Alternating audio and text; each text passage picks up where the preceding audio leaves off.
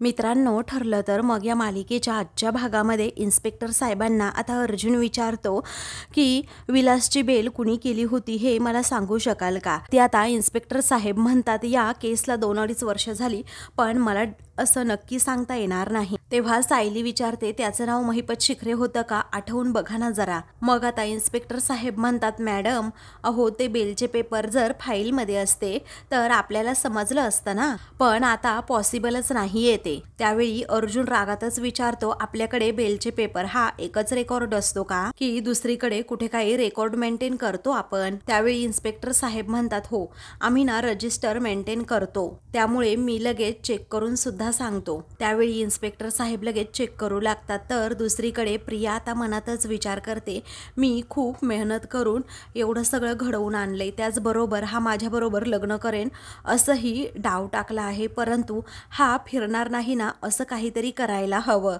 त्यानंतर अश्विन आता तेथे येतो. त्याचवेळी मग आता तो म्हणतो हाय तन्वी, पण प्रिया यावेळी काहीच बोलत नाही. मग आता तो म्हणू लागतो सॉरी हां, एक इमर्जन्सी होती म्हणून यायला जरा उशीरच झाला मला. मग आता प्रिया विचारते काय रे? अरे तू म्हणाला होतास ना आपण नंतर शांतपणे बसून बोलूयात म्हणून, आणि म्हणूनच मी आले होते. पण सांगू का अश्विन, अरे तुझं मन ना खरंच खूप मोठं आहे, म्हणून माझं दुःख कमी करण्यासाठी तू लग्न करशील असं म्हणालास खरं, पण तू हे सगळं भावनेच्या भरात बोलून गेला आहेस हे पण कळतंय मला, पण कंपल्शन अजिबात नाहीये हा, असं म्हणून ती त्याला समजावते. अरे तू शब्द दिला आहेस म्हटल्यानंतर आता तू माझ्याबरोबर लग्न करावंस असं कोणतंही कंपल्शन नाहीये. आता तू शब्द दिला आहेस म्हटल्यानंतर तुला अडकवून नाही ठेवणार आहे, कारण मला कोणी शब्द दिलाय आणि तो पाळला गेला नाही याची सवयच झाली आहे ना मला आता. तर दुसरीकडे इन्स्पेक्टर साहेब हे रेकॉर्ड आता शोधत असतात आणि मग काही वेळानंतर त्यांना ते रजिस्टर सापडतं. ते म्हणतात विलासला ज्या बिल्डरने सोडवलं होतं ना त्याचं नाव आहे रविकांत देशमुख. आता हे नाव ऐकल्यानंतर अर्जुन सायली धक्क्यानेच एकमेकांकडे पाहतात. तेव्हा सायली विचारते की रविकांत देशमुख असं कसं होईल? त्याचवेळी आता अर्जुनला लगेच ते रजिस्टर दाखवत त्यांचं नाव आणि सही सुद्धा दाखवतात. तर दुसरीकडे प्रिया म्हणते हे बघ, अरे मी खूप कमनशिबी आहे, दुर्दैवी आहे, त्यामुळे माझ्याशी असं कुणी सहजासहजी लग्न करणार नाही. मग आता अश्विन म्हणतो तन्वी तू काळजी करू नकोस, शब्द देऊन फिरवणाऱ्यातला मी नाहीये, त्यामुळे मी तुझ्याबरोबर लग्न करण्यासाठी तयार आहे. फक्त आता एकच प्रॉब्लेम आहे की मी हे सर्व काही घरच्यांना सांगूच कसं, कारण दादा आणि वहिनीमुळे ना ऑलरेडी घरामध्ये खूप भांडणं होत आहेत, अक्षरशः सगळं वातावरणच बिघडून गेलंय. आणि जर या सगळ्यामध्ये मी सांगितलं ना सर्वांना की तुझ्याबरोबर मला लग्न करायचंय, तर घरातील सर्वजण कसे रिॲक्ट होतील ना कळत सुद्धा नाही. तेव्हा प्रिया जरा आता घाबरतेच. दुसरीकडे अर्जुन भडकतो आणि इन्स्पेक्टर साहेबांना विचारतो हा काय प्रकार आहे इन्स्पेक्टर साहेब? अहो इथे बेलचे पेपरसुद्धा सापडत नाही आहे, त्याचबरोबर नावसुद्धा भलत्याच माणसाचं आहे आणि आम्हाला पूर्णपणे खात्री आहे की तो माणूस हा महिपत शिखरेच आहे. त्याचवेळी सायली म्हणते तुम्ही शांत व्हा ना प्लीज, अहो यांच्यावर चिडून काही होणार आहे का? त्यावेळी अर्जुन म्हणतो मला खात्री आहे पूर्णपणे रविकांत देशमुख हा महिपतचाच माणूस असणार. तेव्हा सायली म्हणते पण आपल्या हातामध्ये पुरावा असल्याशिवाय आपण काहीच करू शकत सुद्धा नाही ना, आता त्यापेक्षा आपण अगोदर इथून निघूयात. तर आता अर्जुन रागातच म्हणतो त्या रविकांत देशमुखला मी अजिबात सोडणार नाही. तर आता दुसरीकडे प्रिया आता अश्विनला बरोबर घोळात घेते आणि म्हणते हेच तर रे अश्विन, मला हेच नेमकं म्हणायचंय तुला, जर तू तुझ्या निर्णयाला घेऊन जर ठाम असताना तर तुला ही भीती ना कधीच वाटली नसती. हरकत नाही तुझ्या मनात माझ्याबरोबर लग्न करायचं नसेल ना तर जाऊ दे, काही प्रॉब्लेम नाही एवढा. मग प्रिया जरा मनातच विचार करते की मग याला थोबाड उघडून आईबापाशी बोलायला काय हरकत आहे, जर करायचंय माझ्याबरोबर लग्न तर भाऊ बघ त्यांच्या नाकावर टिचून सायली बरोबर लग्न केलं आणि तू मात्र बोलायला घाबरतोस. अरे सुभेदारांच्या घरात जायचं म्हणून तुझ्यासारखा धोंडा मला गळ्यात बांधून घ्यावा लागतो. इकडे सायली आणि अर्जुन हे दोघेही आता पोलीस स्टेशन बाहेर आलेले असतात. तेव्हा मात्र आता अर्जुन रागातच म्हणतो हा महिपत किती हुशार आहे पाहिलं ना, इथे सुद्धा एक पुरावा मागे ठेवला नाही, विलासची बेल ही त्यानेच केली आहे. सायली म्हणते हो तुम्ही जेव्हा इथे आश्रमातले पुरावे गोळा केले होते तेव्हाच नेमकी पोलीस स्टेशनला आग लागली होती आणि पुरावे जिथे जमा केले होते तिथले इतर पुरावे सुद्धा जळून खाक झाले होते बरोबर, तोही असाच पुरावे गायब करण्याचा प्रयत्न असेल ना? तेव्हा अर्जुन म्हणतो हो, आता महिपत नेहमी असंच करत आलाय आणि म्हणूनच खूप कमी वेळा तो पकडला गेला आहे. तर आता अर्जुन म्हणतो चला आपण ऑफिसला जाऊ आणि मग डिस्कस करू. तेव्हा सायली म्हणते हॅलो, अहो मला संसार आहे, घर आहे आणि मेन म्हणजे स्वयंपाकघराच्या वेळा मला पाळायच्या आहेत. आता मी कशी ऑफिसला येऊ शकते? आता मी तुमची केस पार्टनर नाही आहे. आता मला घरी जावं लागेल ना, स्वयंपाकसुद्धा अजून करायचा आहे. तेव्हा अर्जुन म्हणतो हो तेही बरोबर आहे. मग आता सायली म्हणते की आता तुम्ही जा ऑफिसला आणि हे पहा मी तुमच्याबरोबरच असणार आहे. मी सतत मनात ठेवायचं मी फक्त घरी चालली आहे, तुम्हाला सोडून कुठे नाही चालले. त्यावेळी अर्जुन म्हणतो हो ते तर आहेच, पण मला सारखी तुमची आठवण येते. सायली म्हणते हो माझंसुद्धा तसंच होतं, मलाही सारखी सारखी तुमची अशी आठवण येत असते. पुढे अर्जुन म्हणतो पण माझ्या ना असं सारखं सारखं मनात येतं की तुम्हाला अश्विनने किंवा मम्माने कुणी हर्ट केलं नसेल ना. तेव्हा सायली म्हणते तुम्ही असा विचार का करता? अहो प्रत्येक नात्याला अशी अपेक्षांची फुटपट्टी कधीही लावायची नसते. तेव्हा अर्जुन आता विचार करतो आणि म्हणतो की मध्येच अशी फुटपट्टी कशी आली? मग आता सायली हसते आणि म्हणते चला आता निघूयात आपण. अर्जुन म्हणतो काय मापायचंय पण आपल्याला? त्यावेळी सायली म्हणते काही नाही चला तुम्ही आता. मग अर्जुन म्हणतो चला मी तुम्हाला घरी सोडतो. त्यावरती सायली म्हणते त्या मधल्या चौकातच सोडा, मी तेथून जाईन पुढे आणि मग तुम्ही घरी आलात की आपण केसबद्दल बोलूयात. तेव्हा अर्जुन हो असं म्हणतो. दुसरीकडे प्रिया आता लगेचच अश्विनला म्हणते अश्विन ठीक आहे, अरे मी समजू शकते की तू तुझ्या आईवडिलांबरोबर माझ्याबद्दल लगेच नाही बोलू शकत, पण काही हरकत नाही अश्विन, अरे परिस्थितीच एवढी अवघड आहे ना, मी येते हा असं म्हणून ती जायला निघते. त्याचवेळी अश्विन म्हणतो थांब तन्वी. मग आता तो लगेच तिच्या जवळ जातो आणि म्हणतो की अगं डॅड आता फॅक्टरीमध्ये असतील पण मम्मा घरी असेल, आत्ता आपण दोघेजण जाऊयात आणि तिच्याशी बोलूयात. आज मी तिला आपल्या लग्नाबद्दल सगळं काही खरं सांगणार आहे. तेव्हा प्रिया आता आश्चर्याने त्याला विचारते आपण लगेच जायचं?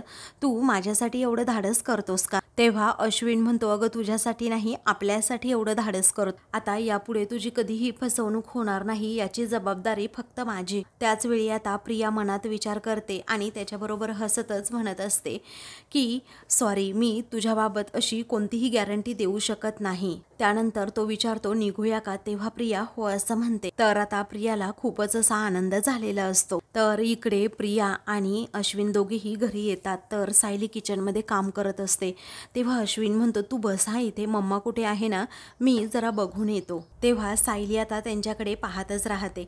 मग त्यानंतर प्रिया आता अश्विनचा डोळा चुकवून लगेच सायलीकडे जाते आणि तेथे जाऊन म्हणते अरे हो आजकाल इथे वेगवेगळ्या वेळेला वेगवेगळ्या ठिकाणी स्वयंपाक होतो नाही का, आणि म्हणूनच इथे एक मोलकरीण ही कायमच असते, कधी विमल असते तर कधी तू. त्याचवेळी सायली रागात म्हणते की विमलताई जे काम करतात ना प्रिया, ते खरंच खूप वरच्या दर्जाचं असतं. अशा मदतनीसांच्या जीवावर कितीतरी घरं कितीतरी संसार चालतात.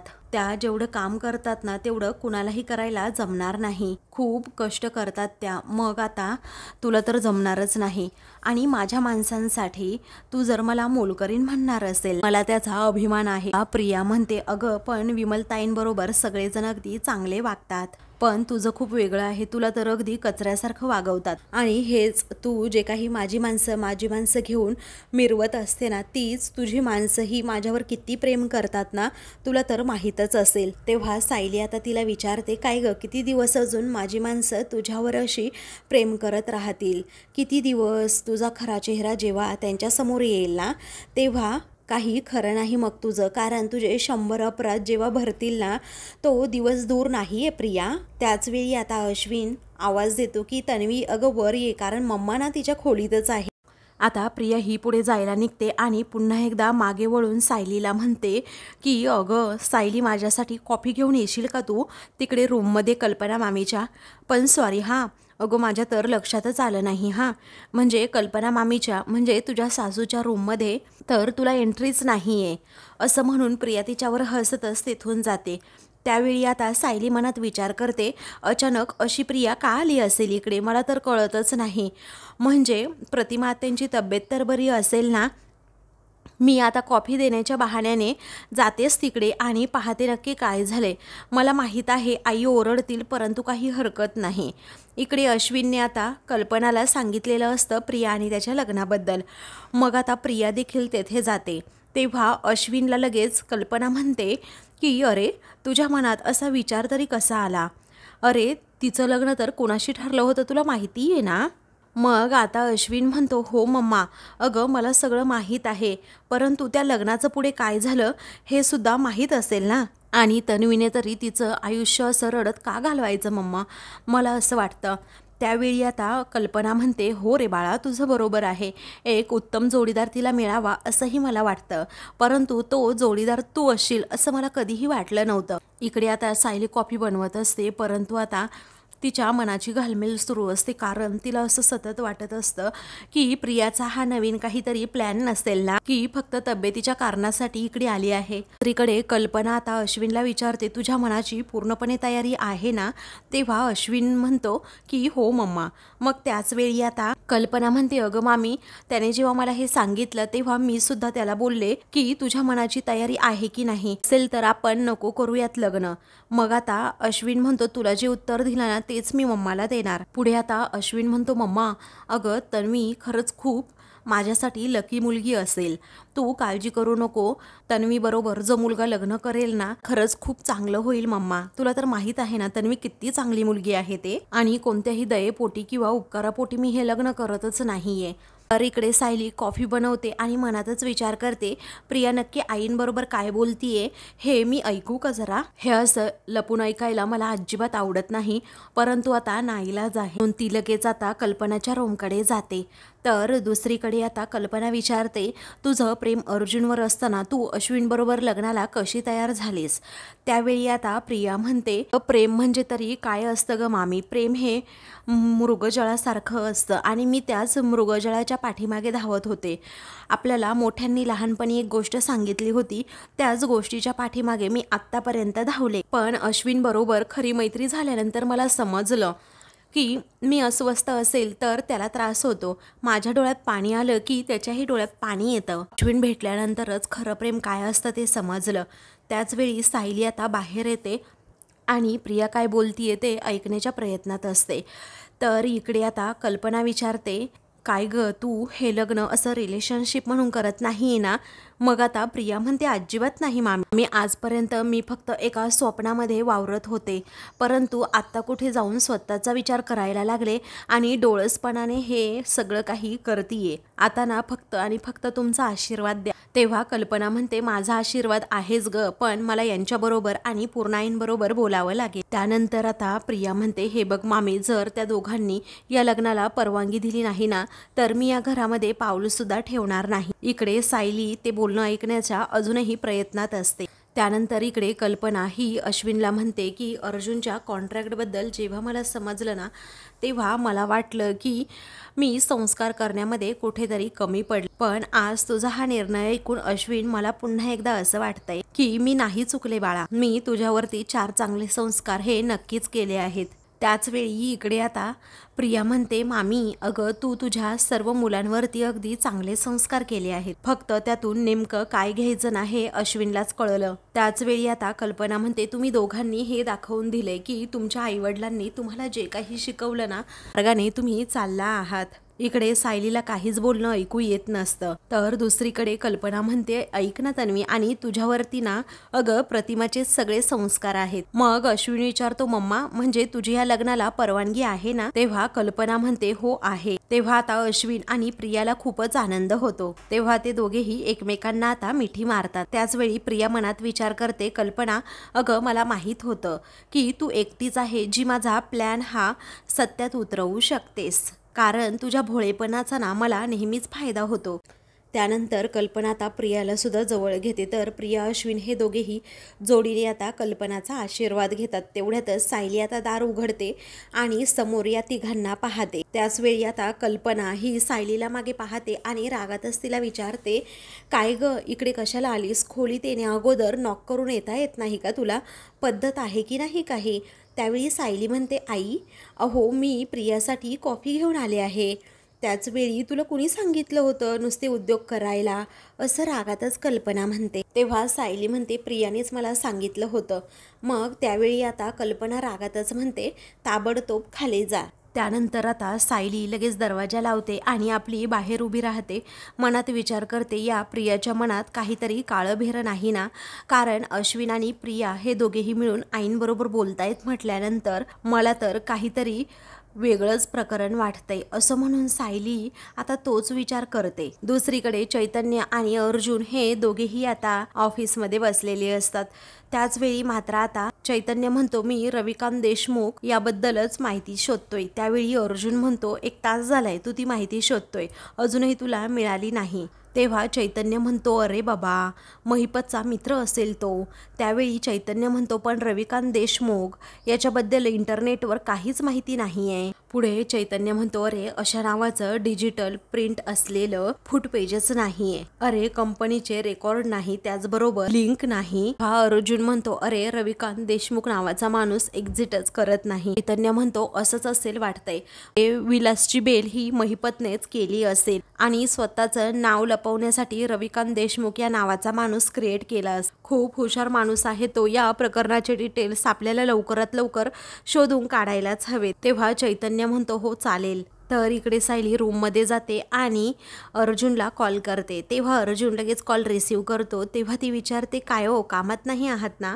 अर्जुन म्हणतो, तुमच्यासाठी तर मी कधीच कामात नसतो. त्याचवेळी सायली म्हणते, अश्विन भाऊजींना आज लवकर घरी आले आणि त्यांच्याबरोबर प्रियासुद्धा होते. ते दोघे नंतर आईंच्या खोलीत गेले आणि बराच वेळ काहीतरी बोलत होते. मला हे सगळं विचित्र वाटतंय. तेव्हा अर्जुन विचारतो, त्यात काय एवढं विचित्र? आणि प्रियाला असं कोणत्या ना कोणत्या कारणाने आपल्या घरी यायचंच असतं. बरं मला सांगा, तिने तुम्हाला टोमणा वगैरे काही मारला नाही ना? त्यावेळी सायली हसते आणि म्हणते, ती कधी धड बोलते माझ्याबरोबर. तेव्हा अर्जुन म्हणतो, झालं ना मग क्लिअर आता, तिला टोमणे मारल्याशिवाय जमतं का? पण तुम्हाला जर काही डाऊट असेल ना, मी अश्विन बरोबर बोलतो. तेव्हा सायली म्हणते, नको, आता उगाच वाद नको. त्याचवेळी आता तन्वीला नेहमी इग्नोर करायचं, चालेल ना? मग सायली म्हणते, हो चालेल, पण तुम्हाला डबेवाल्याबरोबर डबा पाठवला होता, तुम्ही जेवलात ना? त्यावेळी अर्जुन म्हणतो, हो मला डबा मिळालाय, पण तुम्हाला स्वयंपाक करण्याची आज काय गरज होती? बाहेरून काहीतरी ऑर्डर केलं असतं. त्यावेळी सायली म्हणते, असं कसं? तुम्ही एवढी मेहनत करताय, तुम्हाला घरचं जेवण तर मी देऊच शकते ना? बरं तुम्ही जेवलात की नाही याचं उत्तर नाही दिलं. तेव्हा अर्जुन आता जरा घाबरतोच आणि म्हणतो, हे काय, जेवलो ना मी, जेवलो. हे काय, आत्ता हातच धुत होतो. त्यावेळी आता सायली म्हणते, अच्छा, म्हणजे हात धुता धुता तुम्ही विसरलात का आज भाजी नक्की कोणती होती? आणि मला तर पाण्याचा आवाज सुद्धा नाही आला. तेव्हा अर्जुन विचारतो, म्हणजे तुम्हाला नक्की काय म्हणायचं, मी खोटं बोलतो का? तेव्हा सायली म्हणते, छे छे, अजिबात नाही, फक्त मला सांगा आज डब्यामध्ये कुठली भाजी होती? त्यावेळी आता अर्जुन लगेच घाबरतो आणि चैतन्याला इशारा करून सांगतो की डब्यामध्ये कोणती भाजी आहे बघ. पण चैतन्याला कळतच नाही. दोघांच्या खानाखुणा सारख्याच चालू असतात, पण चैतन्याला काहीच कळलेलं नसतं. मग अर्जुनची आता धांदलच उडते डबा कुठे आहे शोधण्यापासून. आता सायली म्हणते, काय हो, विसरलात का भाजी कोणती आहे ते? त्याचवेळी आता सायली म्हणते, वांग्याची भाजी छान झाली होती ना, मी आज बनवली होती ती. अर्जुन म्हणतो, वा वा, फॅन्टॅस्टिक, अहो चाटून पुसून खाल्ली, अशी बोटं चाटून खाल्ली मी तुम्ही केलेली भाजी. त्यावेळी सायली म्हणते, हो का, असं आहे का? तिला समजतं हे खोटं बोलतायत म्हणून. मग आता सायली रागातच म्हणते, आज मटकीची उसळ पाठवली होती मी, कळतं की नाही काही? तेव्हा आता अर्जुन एकदम गप्प बसतो. त्यानंतर आता चैतन्य डबा उघडून लगेच अर्जुनला दाखवतो आणि म्हणतो, वांग्याची नाही रे, मटकीची उसळ आहे, सांग आता. तेव्हा अर्जुन म्हणतो, समजलं रे बाबा अगोदरच. मग आता सायली म्हणते, तुम्ही हे सांगायला घाबरताय का? कामाच्या भरात तुम्ही जेवणच विसरून गेलात म्हणून? अर्जुन म्हणतो, ॲक्च्युली हो, कारण मी वेळेवर नाही जेवलो तर माझी बायको ओरडते ना मला. तेव्हा सायली म्हणते, पुरेपुरे, आता जेवून घ्या, मी दोघांसाठी सुद्धा डबा पाठवलाय. तेव्हा अर्जुन म्हणतो, येस बॉस, आता जेवल्यावर तुम्हाला मेसेज करतो मी. त्यानंतर ते दोघेही आता फोन ठेवतात. अर्जुन चिडून विचारतो, काय रे, कोणती भाजी आहे हे अगोदर सांगता येत नाही का तुला? मग चैतन्य विचारतो, हे काय माझं काम आहे का? अरे तू वेळेत जेवण करून घ्यायचं ना मग. तेव्हा अर्जुन विचारतो, काय रे, तू माझ्या टीममध्ये आहेस की तू माझ्या बायकोच्या टीममध्ये आहेस? तेव्हा चैतन्य म्हणतो, असले स्टुपिड प्रश्न तरी ॲडव्होकेट अर्जुन सुभेदारांनी विचारायचे नसतात, कारण ऑफकोर्स मी माझ्या सायली वहिनीच्या टीममध्ये आहे. तेव्हा अर्जुन म्हणतो, हो असं आहे का, उपाशीच राहा असतो. चैतन्य म्हणतो, नाही मी नाही उपाशी राहणार, असं म्हणून दोघांची आपली भांडणं सुरू होतात. तर दुसरीकडे महिपत आता सरंजामे साहेबांना भेटतो आणि म्हणतो की कसं आहे ना हो साहेब, तुम्ही आत्तापर्यंत जी काही मदत केली ना त्यावरच आम्ही टिकून आहोत. अहो किल्लेदाराला ती पोरगी त्याचीच वाटली, यामध्ये सुद्धा तुमचीच खूप मदत आहे. आता तेवढं या टायमाला आता माझ्या पोरीला सोडवायचं बघा बाबा, कारण केस तापलेली आहे. त्याचबरोबर अर्जुन सुभेदार सुद्धा तापलेला आहे, त्यावर पाणी कसं ओतायचं ना, आता हे तुमच्याकडेच आहे. त्याचवेळी सरंजामे साहेब म्हणतात की कसं आहे ना, अहो शिखरे तुमचं बरोबर आहे, खोके पेट्या तुम्ही आम्हाला पोहोचवल्या, आम्ही त्या घेतल्या सुद्धा, पण कामसुद्धा आम्ही तसंच केलंय. पण आता ना जोखीम वाढली आहे, वर महागाई सुद्धा वाढली आहे म्हटल्यानंतर आता किंमत सुद्धा वाढणारच ना. मग महिपत म्हणतो, तुम्ही फक्त आकडा बोला हो, त्यावेळी आता बरं राहिलं, असं म्हणून महिपत खिशातून पैशांचा बंडल काढतो आणि एवढे हाताला लागले तेवढे घ्या आता, असं म्हणतो. बाकीचे पैसे माझा माणूस तुमच्याकडे पाठवेल, त्यावेळी आठवणीने पाठवा म्हणजे झालं, असं सरंजामे म्हणतात. त्याचवेळी आता ते तेथून गेल्यानंतर आता महिपतला सयाजीरावांचा कॉल येतो. तेव्हा नमस्कार सयाजीराव, नमस्कार. अहो तुम्ही आम्हाला जी कामगिरी दिली होती ती आम्ही चोख प्रकारे पार पाडली की नाही एवढं सांगा. म्हणजे आमच्या माणसाने तुमच्या म्हाताऱ्याला उचललंय, काही कमी पडलं का त्यामध्ये? त्याचवेळी सयाजीराव म्हणतो, नाही नाही हो, अजिबात नाही, कारण तुमच्या माणसाने ना काम अगदी चोख केलंय बघा. तुम्ही एवढी मोलाची कामगिरी पार पाडली म्हटल्यानंतर पार्टी तर व्हायलाच हवी. तेव्हा महिपत म्हणतो की काय पार्टीमध्ये लक्ष लागणार आहे, माझी लेक तिकडे तुरुंगात आहे, माझं लक्ष तरी लागेल का त्या पार्टीमध्ये? एकदा का ती घरी येऊ द्या, मुंबईपासून पुण्यापर्यंत अशी हायवे टू हायवे पार्टी करू आपण. मग सयाजीराव म्हणतो की आपण दोघीही पोरींचे बाप आहोत, त्यामुळे कसं आहे ना, तुम्हाला काय वाटत असेल ना, या भावना मी समजू शकतो आता. तेव्हा महिपत म्हणतो, जोपर्यंत माझी लेक माझ्या डोळ्यासमोर माझ्या घरात दिसणार नाही ना, तोपर्यंत माझ्या डोळ्याला डोळा लागणार नाही. तेव्हा सयाजीराव म्हणतो की आमच्या घरी येऊन करा ना मग जागरण. तेव्हा महिपत म्हणतो, असं म्हणताय का, बरं येतो मी संध्याकाळी. मग सयाजीराव म्हणतो की बिनघोर राहा, कारण तुमची डोळ्याची पापणी लवायच्या आतच तुमची मुलगी तुमच्या घरी येते की नाही ते पहा. तेव्हा आता ते दोघेही असं म्हणून फोन ठेवतात. तर दुसरीकडे अर्जुन म्हणतो की रविकांत देशमुख हा जरी खोटाही असेल ना, तरीही कुणीतरी विलासची बेल केलीच असेल आणि विलासचे सर्व डिटेल्स माहीत सुद्धा असतील. तेव्हा चैतन्य म्हणतो, अरे पण महिपतने सर्वांना पैसे देऊन गप्प केलं असेल, ती मदत करणारा माणूस आपल्याला भेटेलच कुठे? तेव्हा विलासची बेल झाली ना, तेव्हा त्या ऑफिसचा इन्चार्ज कोण होता ना, शोधून काढ, असं अर्जुन म्हणतो. तेव्हा चैतन्य म्हणतो, आपल्याकडे 1 मिनिट, ती माहिती असेलच अरे. त्यानंतर चैतन्य सर्व डिटेल्स आता लगेचच अर्जुनला दाखवतो आणि म्हणतो की हे बघ, त्यावेळी इन्चार्ज होते इन्स्पेक्टर सरंजामे. तेव्हा अर्जुन म्हणतो, इन्स्पेक्टर सरंजामे कुठे आहेत ना, त्यांना शोधून काढ, त्यांची ट्रान्सफर झाली की ते इथे पनवेलमध्येच आहेत. तेव्हा आता चैतन्य म्हणतो, ठीक आहे, असं म्हणून तो कामाला लागतो. अर्जुन म्हणतो, आता सरंजामे सापडणं खूप महत्त्वाचं आहे, कारण त्या विलासच्या बेलचे डिटेल्स फक्त त्यांनाच माहीत असेल. तर आता दुसरीकडे सायली रूममध्ये असते, तेवढ्यातच अर्जुन तेथे येतो. बायको असा आवाज देत. तेव्हा सायली पटकन आता पुढे जाते, तर अर्जुन तितक्यात समोरून येतो सुद्धा. सायलीला जोरात त्याचा धक्का लागतो, ती पडणार असते. तर अर्जुन पटकन आपल्या मिठीत तिला घेतो. मग आता सायली आणि अर्जुन एकमेकांकडे पाहतच राहतात. सायली आता व्यवस्थित उभी राहणार असते, तर अर्जुन पुन्हा एकदा तिला जोराची अशा धक्का देतो. मग सायली म्हणते, अहो काय हे, ती पडणार असते. तेवढ्यात अर्जुन पुन्हा एकदा आपल्या मिठीत तिला घेतो. त्यावेळी आता एकदा टक्कर झाली की पुन्हा एकदा असं डोकं एकमेकांच्या डोक्यावर असं आपटून घ्यायचं असतं, नाहीतर मग शिंगं येतात, असं अर्जुन गमतीने म्हणतो. त्यावेळी सायली म्हणते, हो हो माहीत आहे, असं म्हणून ती हसते. सायली म्हणते, सतत आपलं सारखं सारखं बायको बायको करत असता, कुणी जर दुसऱ्यांनी ऐकलं ना तर म्हणतील की काहीतरी तुम्हाला सारखं सारखं सांगत असेल. तर अर्जुन रोमॅन्टिक होतो आणि सायलीला म्हणतो की तुम्ही ना खूप सुंदर दिसताय आणि तुम्ही जे काही बोलता ना, कधी कधी ते मला ऐकूसुद्धा येत नाही, कारण मी तुमच्यामध्ये अगदी हरवून गेलेला असतो. तेव्हा सायली म्हणते, पण मला येतंय ना सगळं ऐकू, इथे बसा बरं जरा, तुम्हाला काहीतरी विचारायचं आहे, असं म्हणून ती त्याला बेडवर बसवते आणि विचारते, काय हो, मी इथे आल्यानंतर तिकडे काय काय झालं, चैतन्य भाऊजींना काही पुरावे सापडलेत का? मग आता रविकांत देशमुख या नावाचाच माणूस अस्तित्वात नाही आहे असं मला वाटतंय, अर्जुन म्हणतो.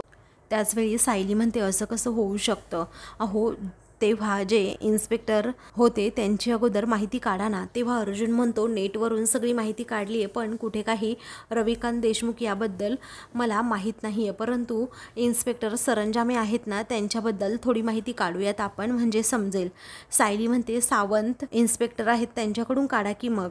तेव्हा अर्जुन म्हणतो हो बरोबर आहे तुमचं. असं म्हणून तो लगेच आता इन्स्पेक्टर सावंतला कॉल करतो. सावंत हे कॉल रिसीव करत विचारतात काय झालं सर. मग आता अर्जुन विचारतो इन्स्पेक्टर सावंत ऐका, इन्स्पेक्टर सरंजामे हे कुठे पोस्टिंगला आहेत, मला माहिती कळू शकेल का.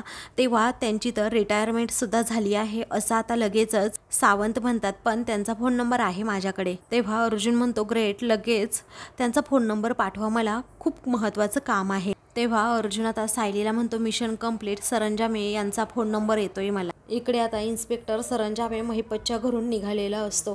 तर आता मित्रांनो पुढील भागामध्ये प्रताप घरी आलेला असतो. तेव्हा अश्विन आता त्याच्या आणि प्रियाच्या लग्नाच्या निर्णयाबद्दल त्याला सांगतो. मग माझा हा निर्णय बरोबर आहे की चुकीचा असं अश्विन विचारतो.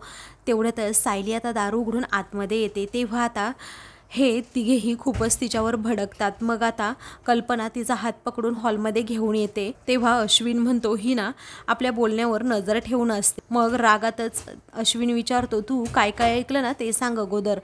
आता अर्जुन तिथे आलेला असतो आणि सगळं बोलणं ऐकत असतो. दुसरीकडे सरंजामेला अर्जुन भेटतो. मग आता सरंजामे म्हणतो कधी कुणाकडून लाच घेतली नाही आणि कधी वर्दीचा अपमान सुद्धा केला नाही, मी फक्त आणि फक्त देशसेवा केली. तेव्हा अर्जुन विचारतो मला सांगा विलासची ज्या माणसाने बेल केली रविकांत देशमुख त्याच्याविषयी काही माहीत आहे का तुम्हाला काही महत्त्वाची माहिती मिळाली तर लगेच कॉन्टॅक्ट करा मला. त्यानंतर आता अर्जुन जायला निघतो तर महिपतचा गुंड नेमका तेथे येतो आणि अर्जुन बरोबर त्याला पाहतो. त्याच्या हात पैशाचं पाकिट असतं. मग अर्जुन फक्त जाण्याचं तिथून नाटक करतो. त्याचवेळी पैसे घेत आता लगेच सरंजामे हा शिखरेला कॉल करतो आणि अर्जुन नेमकं पाहतो. अशाच मालिकेंचे पुढील भाग पाहण्यासाठी चॅनलला सबस्क्राईब करा.